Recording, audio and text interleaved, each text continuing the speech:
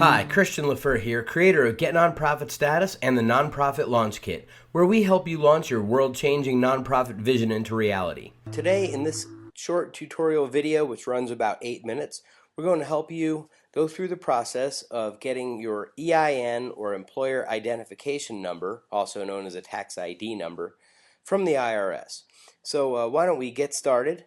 If you don't have a browser window open, go ahead and open one up if you'd like, and you can follow right along, and you'll have your EIN number in less than 10 minutes here. If at any point you need to pause this video to be able to follow along online, go ahead and do that. That's what this is designed for. So let's get started. What you'll do first is just go right up to your address bar and type in www.irs.gov.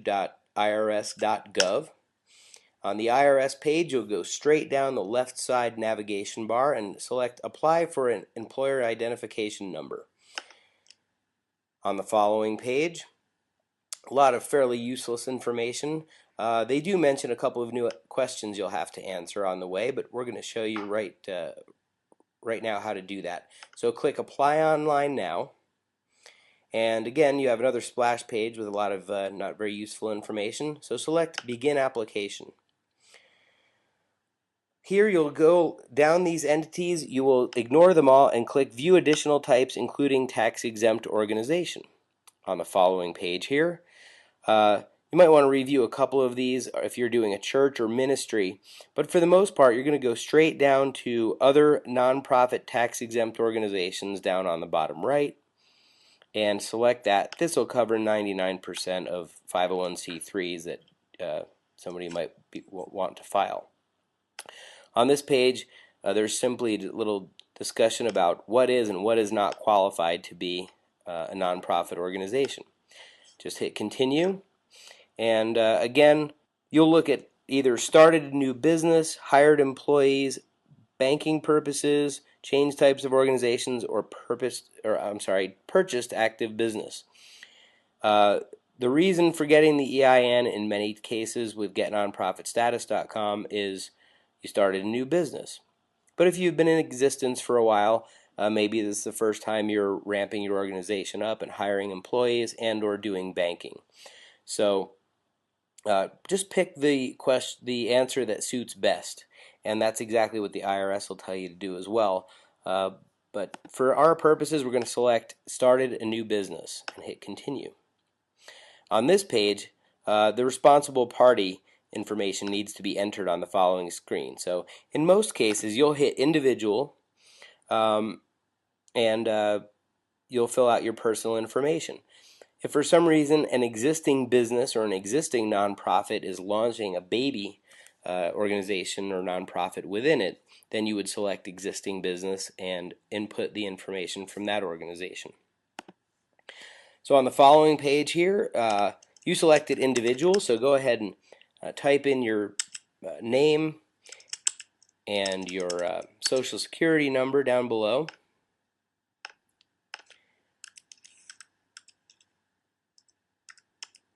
Now this is a live fire exercise, so we're doing this for real and getting an EIN number right now. I am an appropriate and fully authorized member or officer, so I will be hitting continue. If you're a third party being hired to do it, you would make the other selection.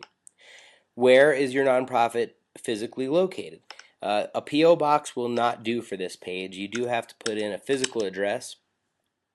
And the IRS, when you hit continue on this particular page, the IRS actually does go out to the United States Postal Service database and match up an address with a real live address that the USPS has on file.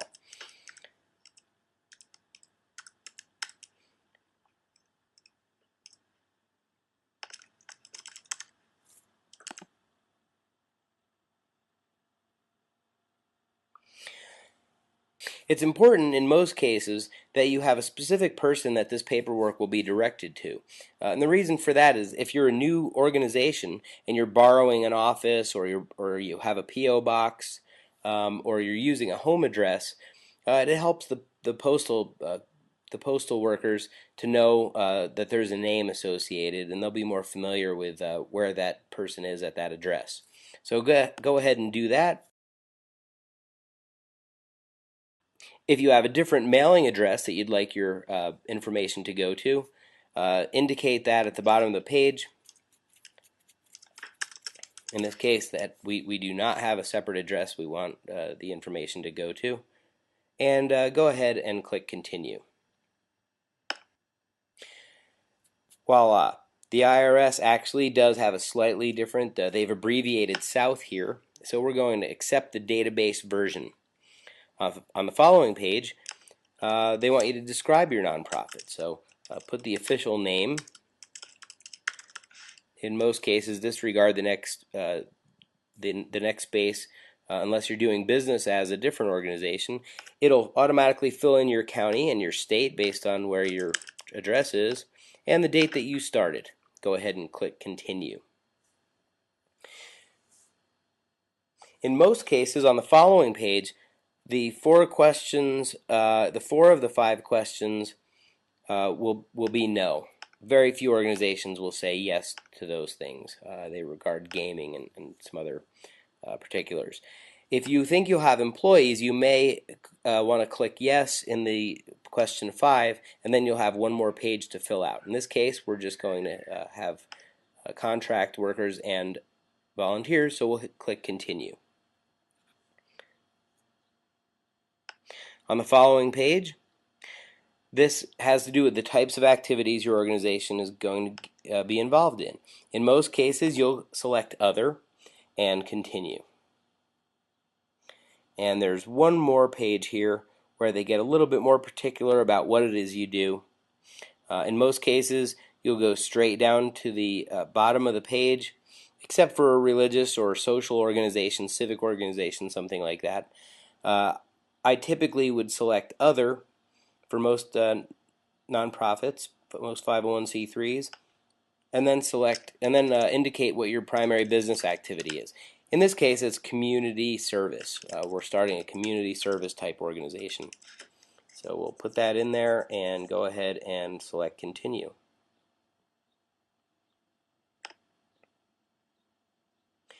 And we're just about ready to verify our information. So of course we're going to want to receive the letter online and not wait for the mail. So select that and click Continue. Now this page is very important. With all the information, you want to very carefully scroll down and make sure that you did not make a mistake on this page. Go ahead and click Submit if everything's correct. And wonderful. Congratulations, you now have an EIN number with the IRS. Now what I generally recommend here, in case you have some kind of malfunction or something, is that you right-click and open up your EIN confirmation letter from the IRS, which is a PDF. Open that up in a separate tab. This way you can go ahead and save it, you can print it, but you know it's there.